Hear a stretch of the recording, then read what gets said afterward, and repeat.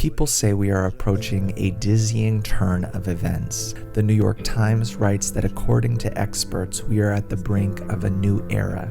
Demographers now predict that by the latter half of the century, or possibly earlier, the global population will enter a sustained decline for the first time. Enough already. Enough? Of course. What was the population count a mere 100 years ago? Yes, but there was no decline. That is, we have now reached, say, 8 billion, and suddenly, at some point, a decline will begin. It says that this unprecedented turn will make first birthday parties rarer than funerals. This may lead to a socio-economic disaster, but it will be good for the environment. Yes, everyone will be well. We will start thinking about what we need to get rid of, what we need to stop producing, the excess. What's the connection? What is humanity busy with? Production, mostly. Production. So it will stop producing what is not necessary. Meaning when they talk about socio-economic catastrophe, they're talking about the decrease in consumption, right? Consumption will decrease, and so will the birth rate accordingly. What happens in any family when they decide whether to have a child or not? One way or another, they have to plan whether they can afford it, and how to cover the costs. So you believe this kind of mindset is prevalent in people? This is how it works for everyone, in every family. Really? Yes, except for animals, where this works on an instinctual level. But there's another causality at play. Which one? With animals, less food leads to lower birth rates. So they have a direct correlation? It's automatic, yes. They don't think that they should procreate less. For them, this is activated from within nature. Less food. Less births. Fewer births, yes. So in principle, we are becoming more conscious when we assess it in general. Over time, we will become more conscious. Or does it not work this way? No. It is the same egoism that controls us and encourages us to give birth or not? Yes. And now it is leading us to have fewer children? People do not want to take care of others. This is how much egoism is growing. Why should I invest in these children who will not even thank me later? They just leave the house as if they don't owe me anything, while I would like to have something in return. Of course, I invested in them. Yes, and what do I have to show for it?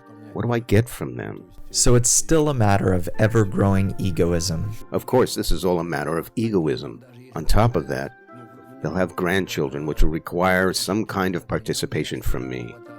And I don't want to. No, I'm not going to be the kind of grandparent who they dump the grandchildren on.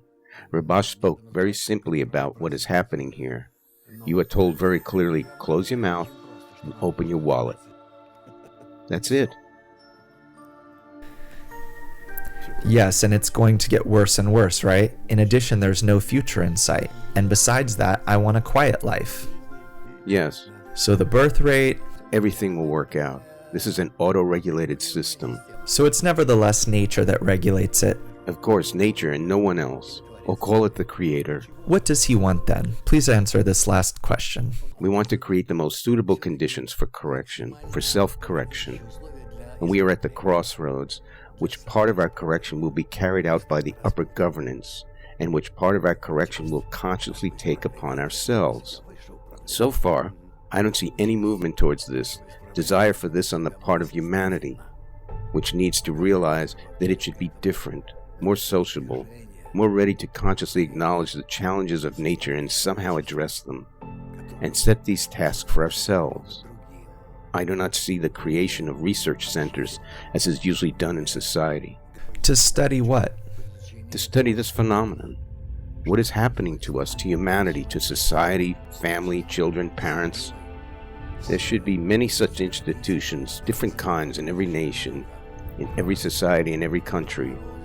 We have to study all of this. We must produce all kinds of research on this topic. But I don't see any statesmen being concerned about this at all. I'm not talking about all of them. They only care about their position, but I'm talking about basic society, men, women, families, and so forth. There is no pressure, no demand from society for such research centers to be established. I haven't seen any serious research, public research on the topic of this pandemic, serious one, truly serious. That would reach serious conclusions, right? Yes, not medical. Not purely technical, but in relation to society, family, children. That is, I do not see that people are engaged in this or concerned about it. This is how it is.